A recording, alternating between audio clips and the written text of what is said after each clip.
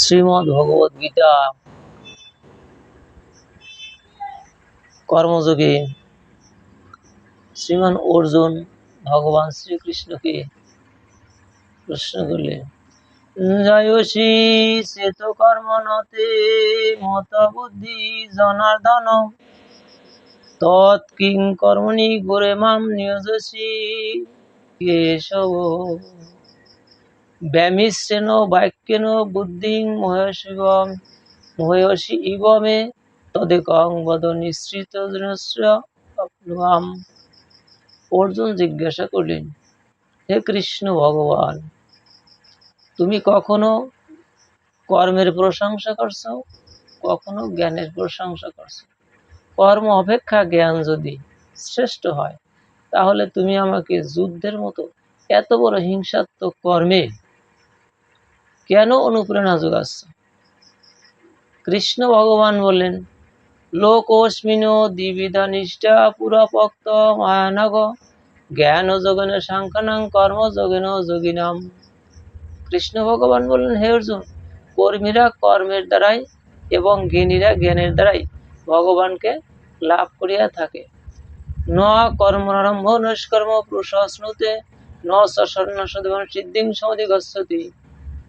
কর্মেন্দ্রিয় সংযম যস্তে মনসা শরণ ইন্দ্রিয়ার্থন বিভক্ত মিথ্যাচর সহস্রত।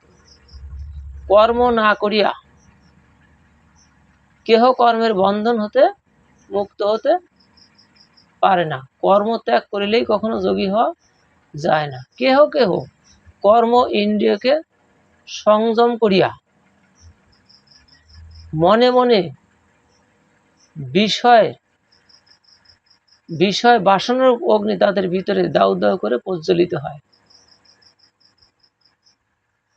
তার ভিতরের কামনা বাসনা লোভ লালসা বিন্দু মাত্র তিনি দমন করতে পারেনি, অথচ তিনি সন্ন্যাস অবলম্বন করিয়াছেন, সন্ন্যাসীর বেশ ধারণ করিয়াছেন।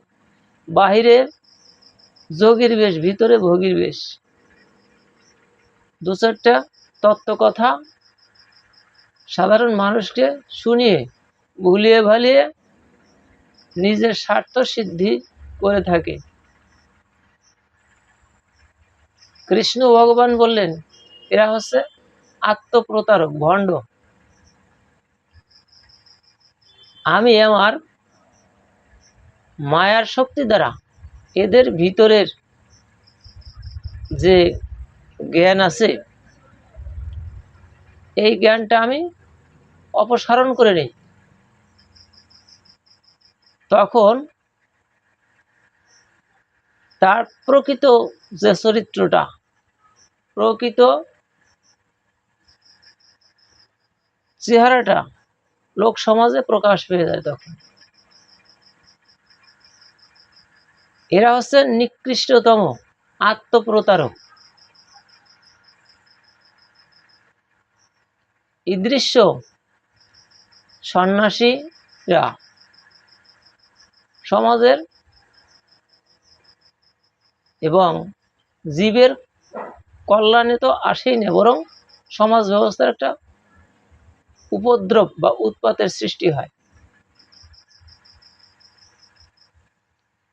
কৃষ্ণ ভজন করতে যে জিনিসটা একান্ত অপরিহার্য, সেটা হচ্ছে ইন্দ্রিয় সংযম।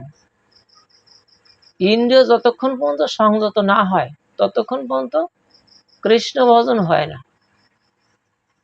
এবং সমস্ত ইন্দ্রিয়কে কৃষ্ণ উন্মুখী করতে হয়।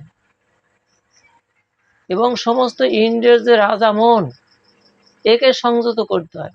এ যতক্ষণ পর্যন্ত সংযত না হয়, ততক্ষণ পর্যন্ত কৃষ্ণ ভজন হয় না। শুধু লোক দেখানো, লোক ঠকানো এবং লোকের স্বাভাবিক বাহবা পাওয়া যায়, কিন্তু আসলে প্রকৃত সে ধর্মপরায়ণ হয় না। এই জন্যে ভগবান বললেন,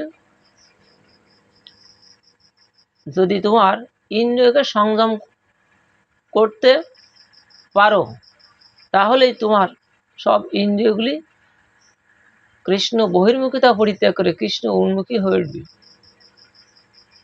এখন আমাদের ইন্দ্রিয়গুলি কৃষ্ণ উন্মুখী করার পথটা কিভাবে করা যায়?